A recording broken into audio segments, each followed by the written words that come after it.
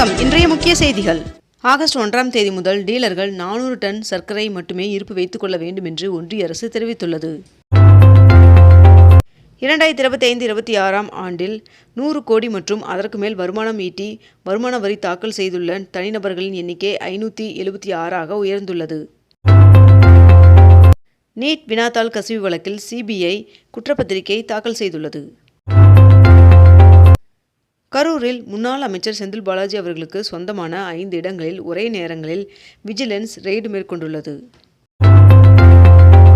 அரசாங்கத்தில் பணிபுரியும் ஒரு அதிகாரிக்கு ஒரு அரசு கார் மட்டுமே ஒதுக்கப்பட வேண்டும் என்ற புதிய ஒரு அதிகாரி ஒரு அரசு கார் கொள்கையை ஒன்றிய நிதி அமைச்சகம் வெளியிட்டுள்ளது. 22 கேரட் ஆபரண தங்கத்தின் விலை சவரனுக்கு 480 ரூபாய் குறைந்து ஒரு சவரன் 1,05,240 ரூபாயாகவும் 1 கிராம் 13,155 ரூபாய்க்கும் விற்பனை செய்யப்பட்டு வருகிறது. இதனைத் தொடர்ந்து 1 கிராம் வெள்ளியின் விலை 235 ரூபாய்க்கு விற்பனை செய்யப்பட்டு வருகிறது. திமுக எம்எல்ஏக்களுடன் எதிர்க்கட்சித் தலைவர் உதயநிதி ஸ்டாலின் அவர்கள் காணொலி மூலம் ஆலோசனை நடத்தினார். அழகர் கோவிலில் இன்று ஆடி தேரோட்டம் நடைபெற உள்ளது. இதனை முன்னிட்டு 1000 போலீசார்கள் பாதுகாப்பு பணியில் ஈடுபடுத்தப்பட்டுள்ளனர். சமீப காலமாக இஸ்ரோவிலிருந்து பல விஞ்ஞானிகள் வெளியேறி வருவதால் ராஜினாமா மற்றும் VRS தொடர்பான விதிமுறைகளை விண்வெளித்துறை கடுமையாக்கியுள்ளது. இந்திய சுற்றுலா பயணிகளுக்கு 30 நாட்கள் விசா விலக்கு அளிக்கும் திட்டத்திற்கு தாய்லாந்து அமைச்சரவை ஒப்புதல் வழங்கியுள்ளது. இந்து சமய அறநிலைத்துறையில் 2 புதிய IAS பணியிடங்களை உருவாக்கி தமிழ்நாடு அரசு உத்தரவிட்டுள்ளது.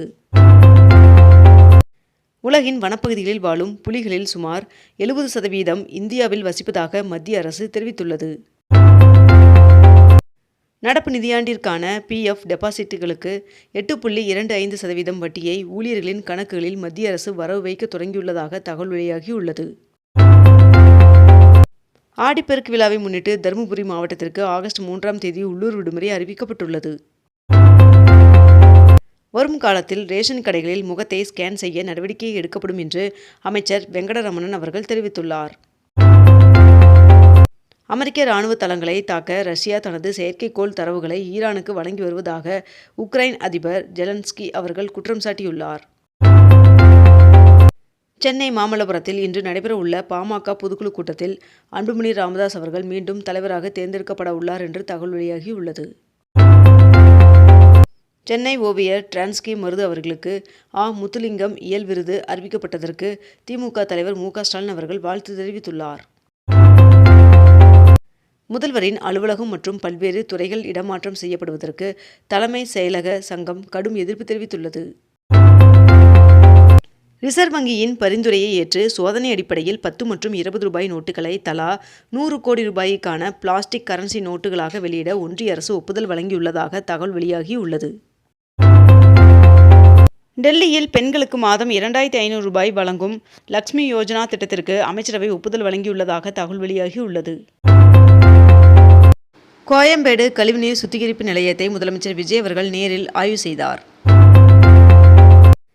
தமிழகத்தில் நாளை கோவை, நீலகிரி, தேனி ஆகிய மாவட்டங்களிலும் இன்று நீலகிரியில் ஒரு சில இடங்களிலும் கனமழை பெய்ய வாய்ப்புள்ளதாக வானிலை மையம் தகவல் தெரிவித்துள்ளது. கேரளத்தில் பருவமழை மீண்டும் தீவிரமடைகிறது. ஆகஸ்ட் 1ஆம் தேதி வரை மழை பெய்ய வாய்ப்புள்ளதாக வானிலை மையம் தகவல் தெரிவித்துள்ளது.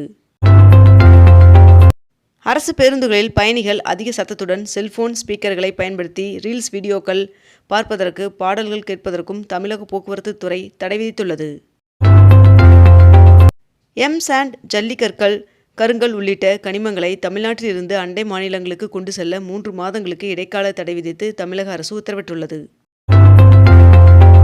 முதலமைச்சர் அலுவலகம் நாமக்கல் கவிஞர் மாளிகைக்கு மாற்றப்படுவதாக தமிழ்நாடு அரசு அதிகாரப்பூர்வமாக அறிவித்துள்ளது.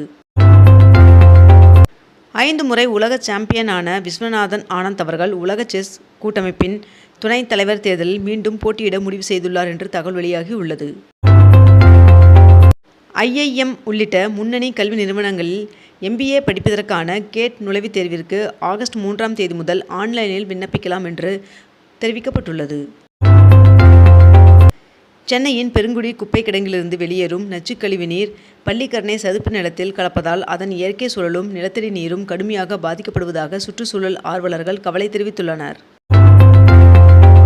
ஜிம்பாப்வேக்கு எதிரான T20 தொடரில் தொடர் நாயகன் விருது வென்றதன் மூலம் 15 வயதான இந்திய வீரர் வைபவ் சூரியவன்சி அவர்கள் உலக சாதனை படைத்துள்ளார்.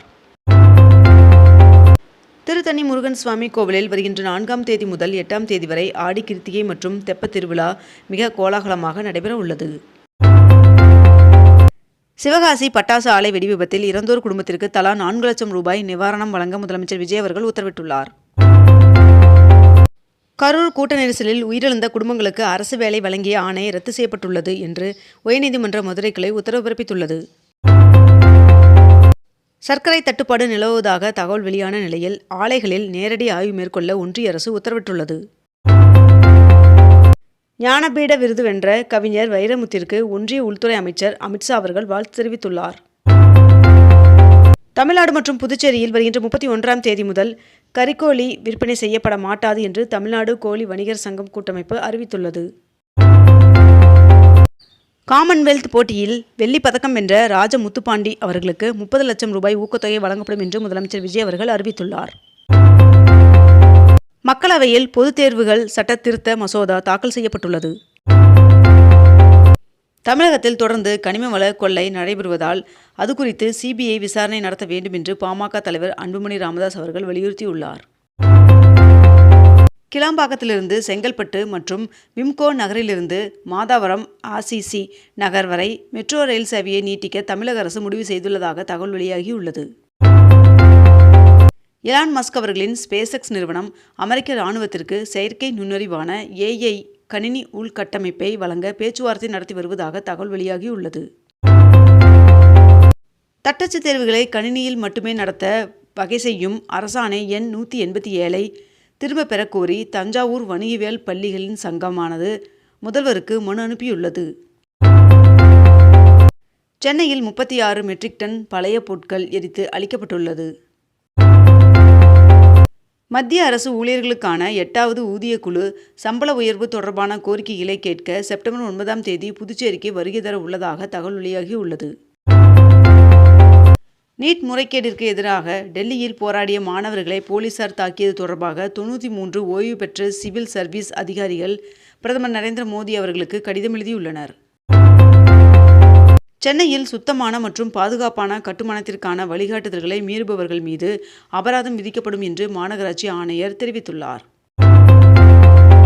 ஒடிசாவில் 14,257 கோடி ரூபாய் முதலீட்டில் மிகப்பெரிய AI தரவு மையத்தை அமைக்கப் போவதாக HCL டெக் நிறுவனம் அறிவித்துள்ளது. இத்துடன் இன்றைய தலைப்புச் செய்திகள் நிறைவடைந்தன.